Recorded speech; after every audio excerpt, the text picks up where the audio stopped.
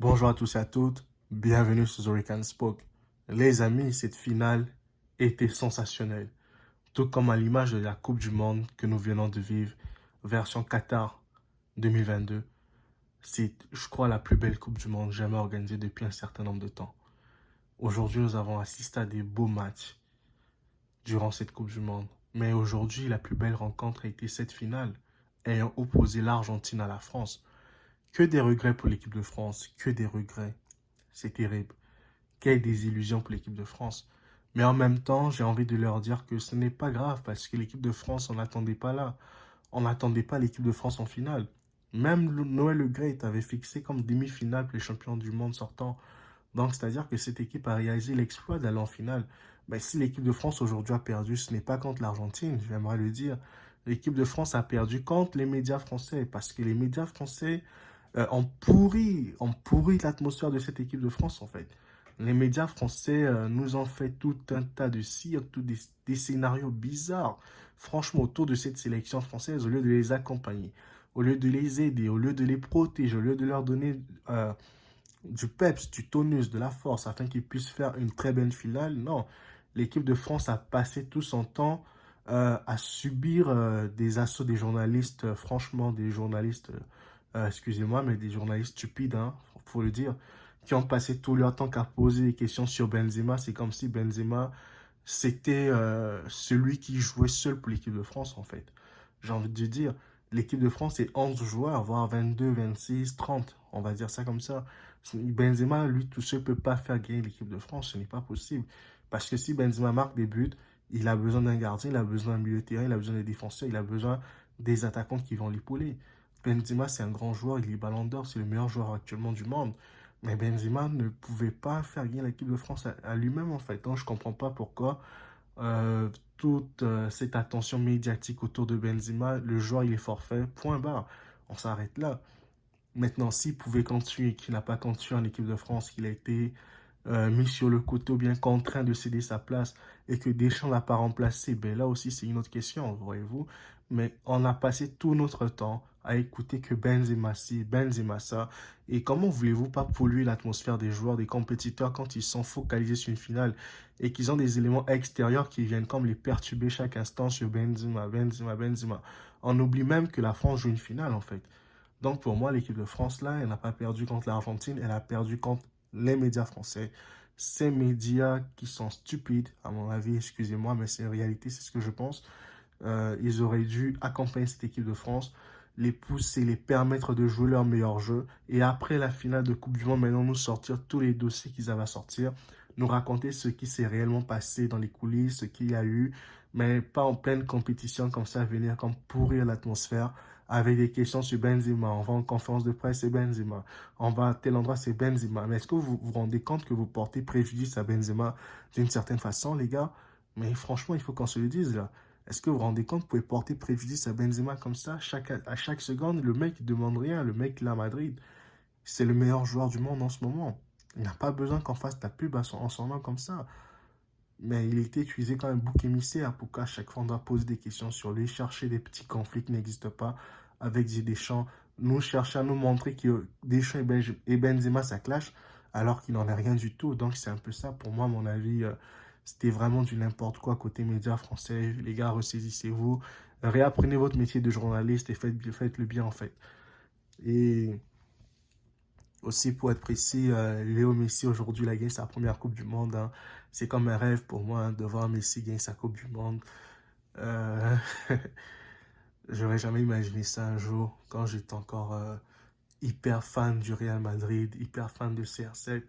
Je ne pouvais pas imaginer que Messi gagnerait la Coupe du Monde un jour. Mais bon, vous savez, quand on quitte le monde des fans, on redevient supporter du foot tout court. On ne peut qu'apprécier la victoire de Léo Messi ce soir.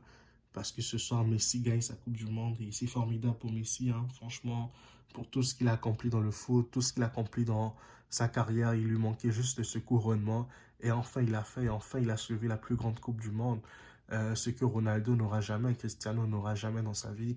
Léo Messi l'a gagné aujourd'hui et aujourd'hui je pense que Messi peut prendre sa retraite internationale, personne ne va lui en vouloir. Aujourd'hui il a sauvé, il a lavé la mémoire de Diego Armando Maradona. Aujourd'hui, il a rendu Maradona fier dans sa tombe. Donc Maradona peut célébrer, peut jubiler aujourd'hui parce que Léo Messi a ramené la coupe en Argentine aujourd'hui, la troisième. Le peuple argentin était motivé derrière son équipe, mobilisé derrière l'équipe.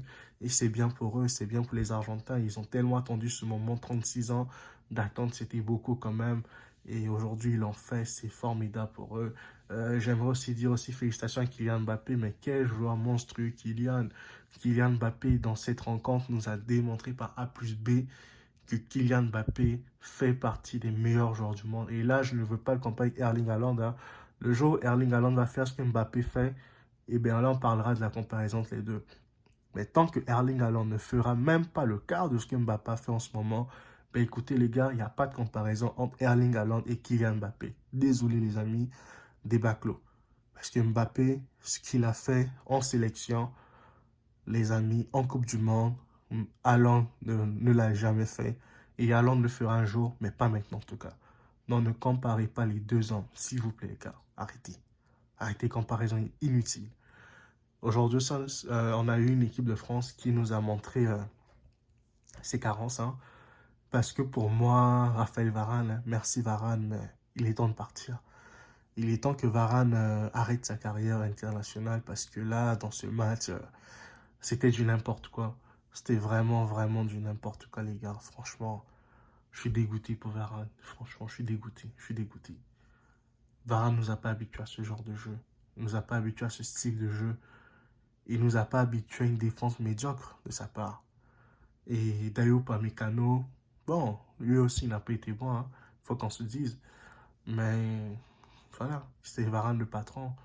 C'était Golioris le chef en défense. Il fallait que les deux gars fassent le job. Aujourd'hui même, Jules Koundé, il a fait son match. Hein. Il a essayé en première mi-temps, il était totalement absent. En deuxième mi-temps, Jules Koundé monte en puissance. Et pour moi, la position de Jules Koundé arrière, je sais pas, latéral, c'est une insulte pour les footballeurs professionnels, les gens qui jouent dans son secteur. Ça, c'est une insulte, ça. Autant mieux qu'on nous mette des vrais professionnels à ce poste. Même Jonathan Klaus, il aurait dû être présent pour cette Coupe du Monde. On aurait dû le mettre à sa place, en fait. Et Jules Koundé, il remplaçait Varane dans l'axe avec Pavard, parce que Benjamin Pavard aussi, c'est un garde de l'axe, en fait. Mais on les prend, on les met sur les côtés. Même Lucas Hernandez, on le met sur le côté. Alors qu'il y a son petit frère Théo Hernandez qui peut bien le dépanner dans le couloir, mais Deschamps, il a une logique à lui-même, on ne comprend pas. Mais bon, si ça l'emmène en finale, ça lui permet de gagner des matchs, tant mieux. Mais là, je pense qu'aujourd'hui, il ne peut pas se cacher derrière ses exploits parce qu'aujourd'hui, il a perdu une finale de Coupe du Monde. Je pense que Deschamps va pouvoir prochainement rebâtir une nouvelle équipe de France parce qu'on a vu l'Euro passer. Ils n'ont rien produit de bon. Ils se sont arrêtés très tôt dans la compétition contre la Suisse. Et là, encore, face à l'Argentine, ils échouent en finale. Et bon, on va juste souhaiter à ce que Deschamps reconstruise l'équipe. On a bien vu qu'un Matuidi aurait bien servi dans cette équipe aujourd'hui. Parce que le match de Rabiot, Griezmann, ça n'a pas été fameux du tout. Hein. La preuve, Griezmann est vite sorti, Giroud, Dembélé. Qu'est-ce que Coman est bon, les amis. Kingsley Coman, c'est un bon joueur, franchement. Mais les tirs au but, c'est pas pour tout le monde. Tout comme Chouameni, qui a aussi aujourd'hui été bon, excellent. Mais bon, les tirs au but, là, c'est pas fait pour tout le monde, les amis. On peut pas marquer au tir au but facilement, ce n'est pas possible. Même si les Argentins ont gagné de l'expérience au tir au but, parce que moi je me rappelle toujours, et je me souviendrai toujours de la rencontre ayant opposé l'Argentine à l'Allemagne en 2006, quand les Allemands ont battu les Argentins au tir au but. C'était fantastique à voir. Mais cette fois-ci, on voit que les Argentins se sont aguerris au tir au but. Ils sont devenus forts. Et maintenant, on a l'impression que plus le temps passe, plus les années avancent, les gardiens sont maintenant nuls au tir au but en fait. À l'image d'un Hugo Lloris, hein, il n'a suivi aucun tir argentin. Il n'a rien arrêté du tout. Je ne comprends pas Lloris en fait. Ce type, ça fait plus de 15 ans, 16 ans qu'il est en sélection, mais franchement, niveau de tir au but, c'est zéro. Je suis dépassé par Hugo Lloris en fait, franchement. Donc c'est un peu ça les amis. Excusez-moi un peu pour ma voix aujourd'hui parce que là, je suis vraiment un peu grippé. Mais je me devais de faire cette vidéo quand même pour vous les abonnés. Et encore, félicitations à cette équipe argentine hein, d'avoir gagné ce sacre, d'avoir été sacré champion du monde. Ça va faire un bien fou à Messi, Di Maria, Leandro Paredes, Lautaro Martinez. J'aurais dit Mauro Icardi, mais il n'est pas en sélection, donc c'est pas bon pour lui. Mais les Alvarez, les Petzela, les Acuna, Emiliano Martinez, en tout cas, tous ces joueurs argentins qui ont été là aujourd'hui, qui ont joué à fond, qui ont mis le cœur, qui ont rendu heureux leurs supporters.